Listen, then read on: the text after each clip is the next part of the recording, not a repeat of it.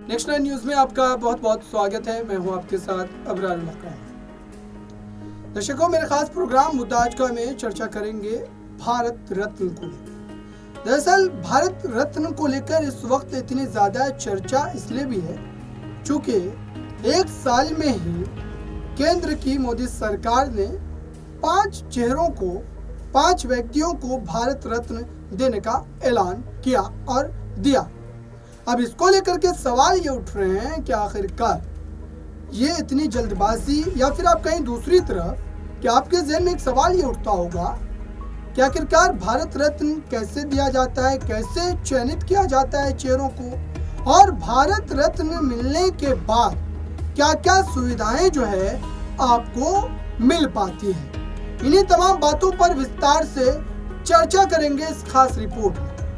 सबसे पहले तो आप ये बात समझिए कि ये भारत रत्न देने का सिलसिला कब से शुरू हुआ और सबसे सर्वप्रथम किसको भारत रत्न दिया गया। देखिए इस रिपोर्ट। भारत रत्न के लिए केंद्र सरकार ने 3 नए नामों का ऐलान किया है। इसमें पूर्व पीएम नरसिम्हा राव, हरित क्रांति के जनक स्वामीनाथन अय्यर और पूर्व पीएम और किसान नेता चौधरी चरण सिंह का नाम शामिल किया गया है। आपको भारत रत्न के बारे में ज़रूरी जानकारी भी जानने की ज़रूरत है। दर्शकों, इस पूरे मामले को लेकर के काफ़ी ज़्यादा सवाल उठ रहे हैं। केंद्र की मोदी सरकार ने 3 और लोगों को जो भारत रत्न के लिए चुना है, इसमें 3 नाम हैं और तीनों नामों को लेकर के साफ तौर पर यह कहा जा रहा है कि ये राजनीति से भी प्रेरित हो सकता है। कुछ दिन पहले बिहार के पूर्व सीएम कर्पूरी ठाकुर और भाजपा नेता आप पूर्व डिप्टी सीएम लालकृष्ण आडवाणी को भी इसी साल भारत रत्न देने की घोषणा की गई थी। मोदी सरकार के अब तक के कार्यकाल की बात करें तो सरकार ने 10 लोगों को भारत रत्न के लिए चुन चुकी है। इसमें 5 को भारत रत्न दिया जा चुका है और बाकी को देना बाकी है। ये तो हो गया अब तक का अपडेट। अब देश के सर्वोच्च सम्मान के बारे में बड़ी जानकारी सुनिए। देश में भारत रत्न राजनीतिक, कला, साहित्य, विज्ञान, उद्योगपति, लेखक और समाज सेवी को यह सम्मान दिया जाता है। देश में भारत रत्न देने की शुरुआत देश की आज़ादी के बाद ही हुई थी। भारत में इस सर्वोच्च सम्मान को देने की परंपरा 2 जनवरी 1954 से शुरू हुई थी। तत्कालीन राष्ट्रपति राजेंद्र प्रसाद ने इसकी शुरुआत की थी। सबसे पहले साल 1954 में स्वतंत्र भारत के पहले गवर्नर जनरल चक्रवर्ती राजगोपालाचारी, पूर्व राष्ट्रपति सर्वपल्ली राधाकृष्णन और डॉक्टर चंद्रशेखर वेंकट को समन जो है ये पूरी तरीके से सौंपा गया था। साल 1954 तक ऐसी व्यवस्था थी कि सिर्फ जीवित लोगों को भारत रत्न दिया जाता था, लेकिन 1955 के बाद से मरणोपरांत भी यह दिया जाने लगा। तो देखा दर्शकों आपने।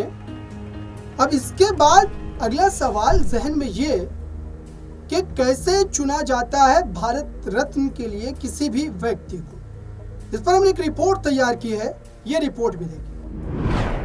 भारत रत्न और पद्म पुरस्कार चुनने की प्रक्रिया अलग अलग होती है। भारत रत्न में पीएम किसी के भी नाम की सिफारिश राष्ट्रपति से कर सकता है। इसी हाल के चुने गए लोगों से साझा किया जा सकता है। पीएम मोदी ने लालकृष्ण आडवाणी, कर्पूरी ठाकुर, पीवी नरसिम्हा राव, पूर्व पीएम चौधरी चरण सिंह और वैज्ञानिक स्वामीनाथन अय्यर का नाम राष्ट्रपति को सुझाया है। इसी के लिए किसी औपचारिक सिफारिश की जरूरत नहीं होती है। हर साल भारत रत्न के लिए लोग चुने जाएं यह जरूरी नहीं है।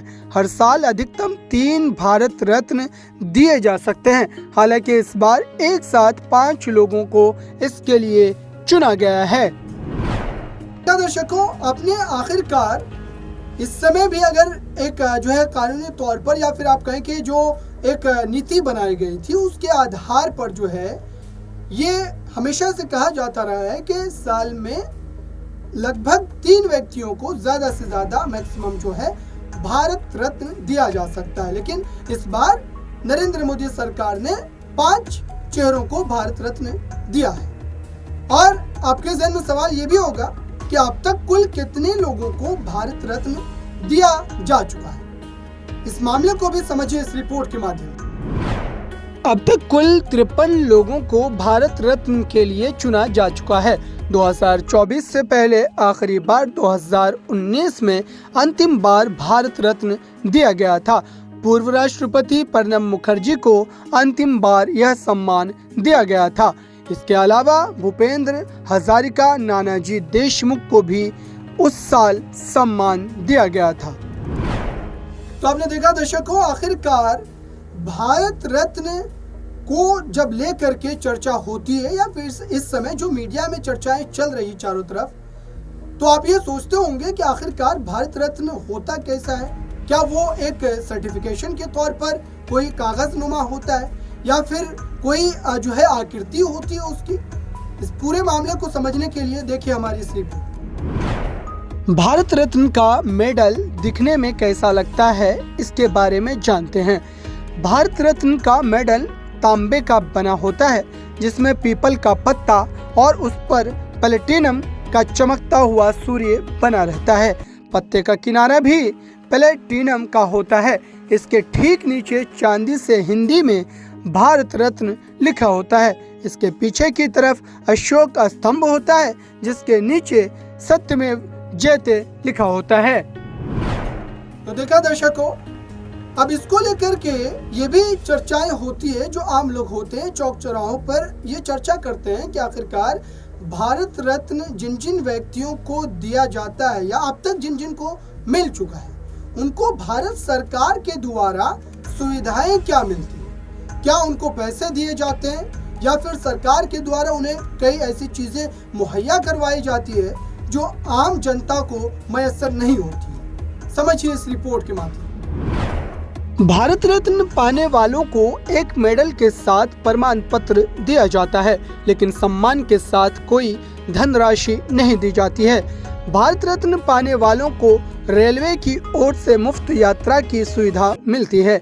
ऐसे लोग सरकारी कार्यक्रमों में शामिल होने के लिए आमंत्रित किए जाते हैं। राज्य सरकारें भी अपने प्रदेश से संबंधित लोगों को सुविधाएं उपलब्ध कराती हैं।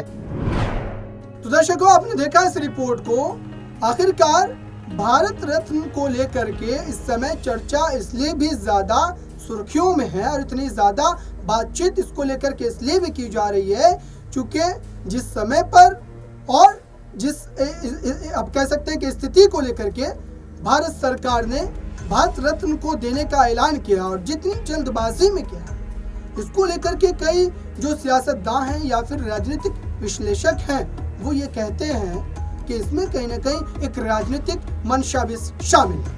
लेकिन हमने आज आपको इस रिपोर्ट के माध्यम से ये बताने की कोशिश की कि आखिरकार भारत रत्न को लेकर के जो आपके जहन में तमाम सवाल हैं उसके जवाब ये हैं और अब लगभग ये मैं कह सकता हूँ कि भारत रत्न को लेकर के जो तमाम सवाल जो प्रश्न आपके जहन में उठते थे उसका जवाब इस रिपोर्ट के माध्यम से आपको मिल गया होगा।